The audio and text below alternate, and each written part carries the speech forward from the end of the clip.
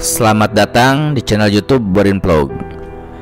Di kesempatan ini saya akan mengulas mengenai Gunung Pasaman, terkait dengan sejumlah kisah misteri, legenda, asal-usul Gunung Pasaman, dan juga berbagai mitos yang ada di Gunung Pasaman.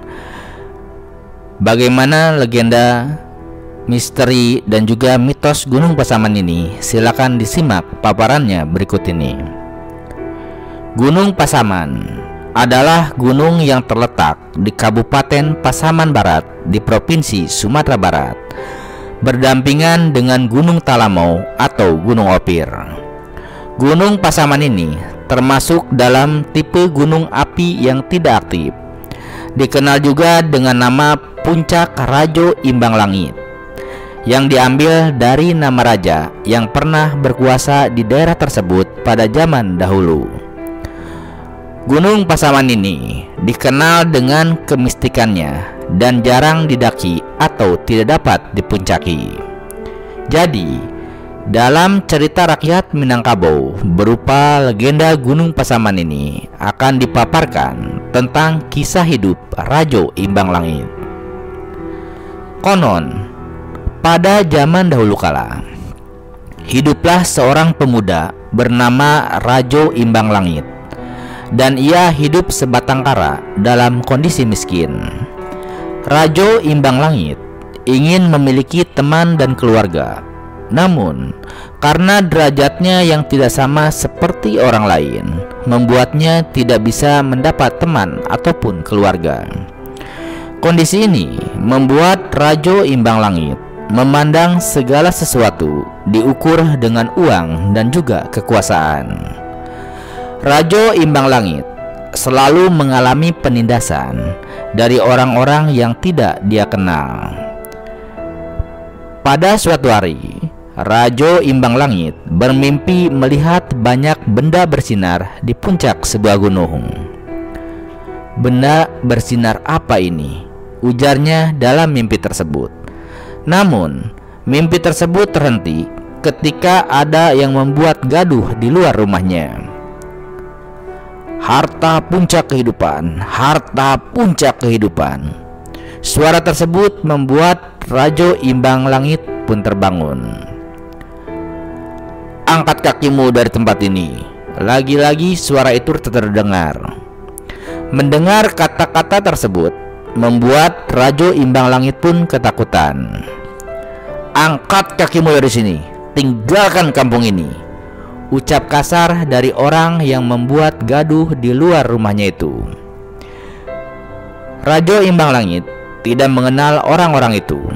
Ketika dia melihat keluar, tiba-tiba seseorang memukul tengkuk Rajo Imbang Langit.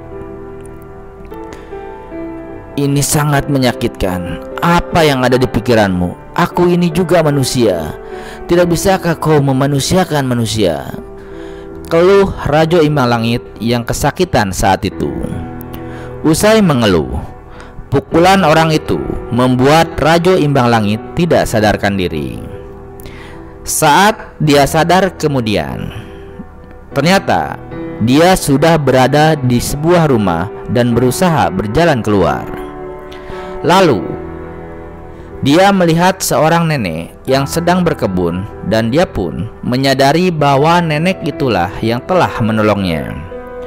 Nenek tersebut menemukannya tergeletak di tepi sungai dan kemudian membawanya ke rumahnya. Lalu dia pun bertanya kepada nenek tersebut, "Apakah dengan berkebun bisa membuatmu kaya dan terhormat, Nek?" tanya Rajo Imbang Langit. Sang nenek tidak menjawab pertanyaan tersebut. Kemudian Rajo terus bergumam dan mempertanyakan pada dirinya sendiri apa yang salah dalam dirinya. Beberapa saat kemudian barulah sang nenek berkata, "Nak, kau pasti lapar. Makanlah ubi rebus yang telah aku siapkan untukmu," ujar sang nenek. Setelah sekian lama hidup bersama sang nenek, Rajo Imbang Langit pun menyadari bahwa bersyukur dan juga berjuang adalah nikmat hidup yang sesungguhnya. Pada suatu hari, dia sedang berkebun. Seperti hari biasanya, dia terus memikirkan makna hidup, sehingga lupa bahwa dari tadi sang nenek telah tidak ada di dalam pandangannya. Dia berteriak memanggil sang nenek, namun tidak ada jawaban. Perasaannya kemudian khawatir. Dia pun bergegas menuju rumah. Begitu membuka pintu, alangkah terkejutnya Rajo Imbang Langit melihat nenek terbaring dan juga sudah tidak bernyawa. Hal itu membuat Rajo merasa tidak percaya. Air matanya mengalir karena sayatan yang tidak berbekas itu. Meski kembali lagi hidup dalam kesendirian, Rajo Imbang Langit tetap meneruskan usaha nenek dengan berkebun. Suatu waktu, saat beristirahat dalam pekerjaannya, Rajo kembali termenung dan memikirkan mimpi yang sebelumnya telah ia alami.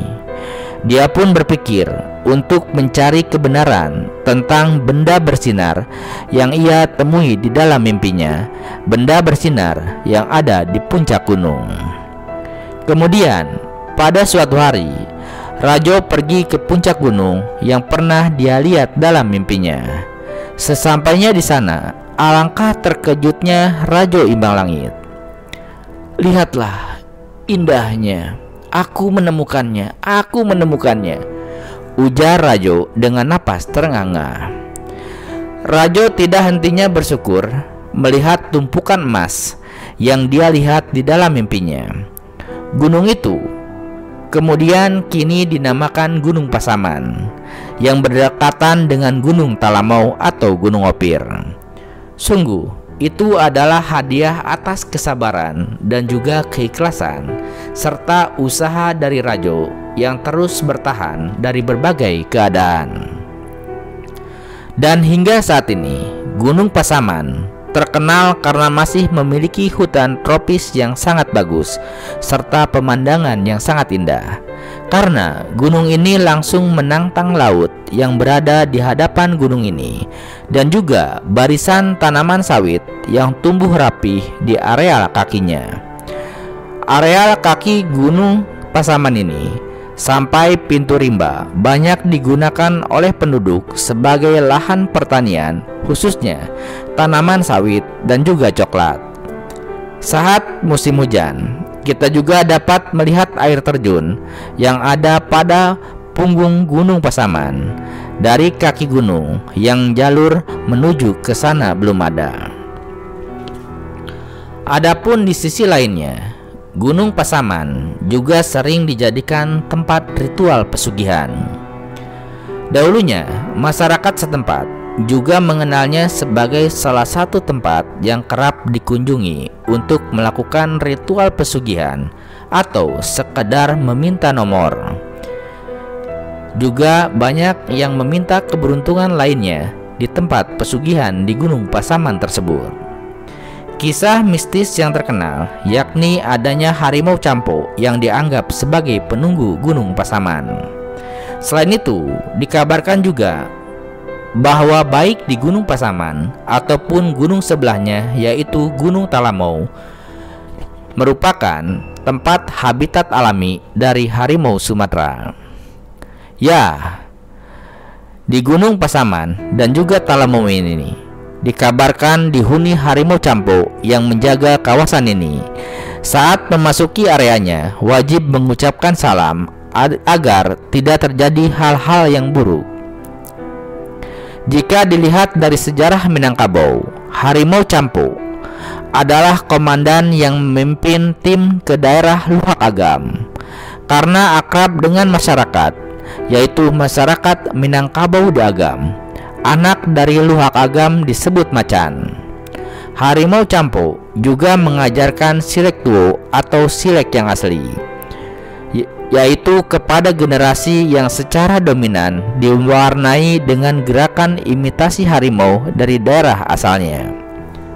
Harimau Campo menjadi asal dari salah satu suku Minangkabau, yaitu suku Sikumbang. Diambil dari kata Sikumbang yang berarti macan hitam. Dipercayai macan hitam atau kumbang ini masih berkeliaran di hutan Gunung Pasaman atau Gunung Talamou. Dari beberapa alasan yang telah diungkapkan, dapat diketahui betapa berbahaya dan liarnya hutan yang berada di Gunung Pasaman atau Gunung Talamou. Meskipun kedua gunung ini dibuka untuk pendakian umum, para pendaki diharuskan untuk tetap waspada dan berhati-hati dengan yang ada di sekelilingnya pada saat melakukan pendakian, agar hal-hal yang tidak diinginkan bisa dihindari. Adapun tantangan yang akan dihadapi saat melakukan pendakian baik di Gunung Pasaman maupun Gunung Talamou adalah siap-siap menghadapi pacet. Ya, Sumatera sudah dikenal sebagai salah satu tempat hutan hujan tropis di Indonesia, tidak terkecuali Gunung Pasaman. Gunung tersebut dikenal masih alami dengan karakteristik hutan hujan tropis. Hal tersebut menjadikannya sebagai habitat pacet, kerabat dekat lintah yang suka menghisap darah. Jika mau melakukan perjalanan atau pendakian di Gunung Pasaman dan juga Talamou, haraplah berhati-hati. Hewan satu ini memiliki ukuran yang biasanya lebih kecil dari lintah dan sering menempel di daun atau dahan pohon. Jadi, perlu persiapan lebih untuk menghindari atau melepaskan pacet. Nah, seperti itu sekilas terkait dengan Gunung Pasaman yang terletak di Kabupaten Pasaman Barat, Provinsi Sumatera Barat. Terima kasih sudah menyimaknya di channel YouTube Boring Vlog.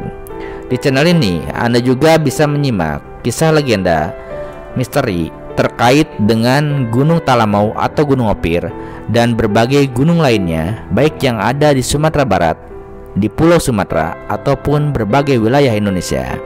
Terima kasih atas perhatiannya. Sampai jumpa di cerita lainnya.